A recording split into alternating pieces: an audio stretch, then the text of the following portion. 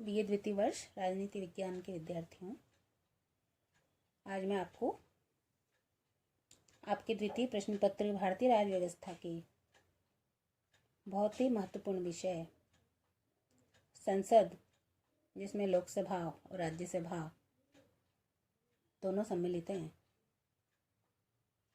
उसी भारतीय संसद के कार्य और शक्तियों के बारे में बताने जा रही हूँ। भारतीय संसद संप्रभु नहीं है, किंतु यह विस्तृत शक्तियों का प्रयोग करती है तथा महत्वपूर्ण कार्यों का संपादन करती है।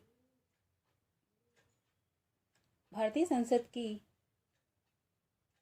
शक्तियों का उल्लेख हम निम्नलिखित रूपों में कर सकते हैं, जिसमें सर्वप्रथम संसद की शक्ति व्यवस्थापन संबंधी शक्तियाँ। संसद को संघीय सूची तथा समवर्ती सूची के सभी विषयों पर कानून बनाने की शक्ति प्राप्त है। इसके अतिरिक्त सभी संघीय क्षेत्रों के लिए संसद को सदैव ही सभी विषयों पर कानून बनाने की शक्ति प्राप्त है। दूसरा, वित्तीय शक्तियाँ।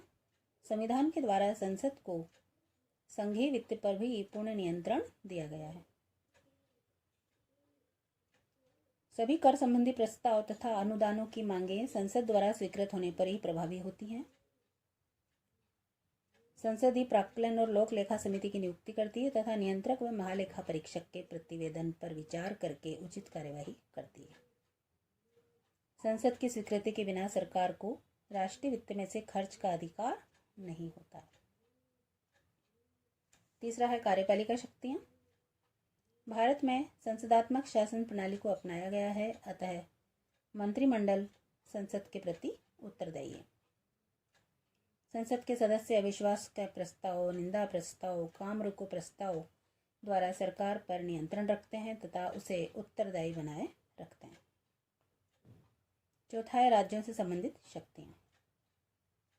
संविधान में संसद को यह अधिकार दिया गया है कि राज्यों की इच्छा के बिना भी वह उनकी सीमाओं तथा नामों में परिवर्तन कर सकती है, नवीन राज्यों को बना सकती है तथा किसी राज्य का अस्तित्व भी समाप्त कर सकती है।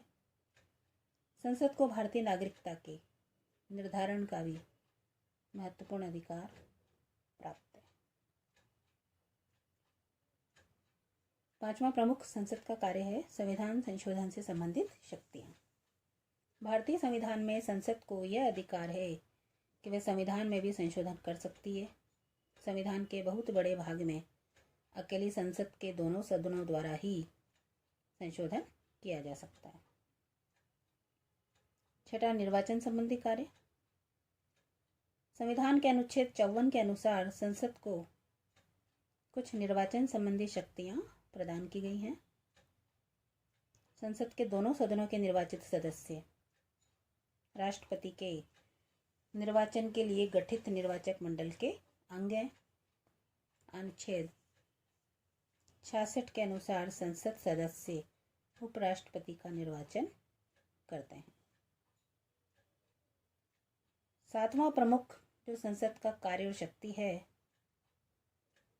उसमें हम महाभियोग का अधिकार ले सकते हैं। संसद के दोनों ही सदनों के द्वारा निर्धारित विशेष प्रक्रिया के आधार पर राष्ट्रपति पर महाभियोग लगाया जा सकता है। इसी प्रकार उच्चतम तथा उच्च न्यायालय के न्यायाधीशों पर महाभियोग लगाने तथा उन्हें हटाने का प्रस्ताव भी संसद पारित कर सकती है। इस प्रकार से संसद की उपर्युक्त शक्तियों को देखते हुए ये कहा जा सकता है कि भारतीय संसद की शक्तियां और कार्य विस्तृत हैं। संसद सार्वजनिक विवाद स्थल का कार्य करती है।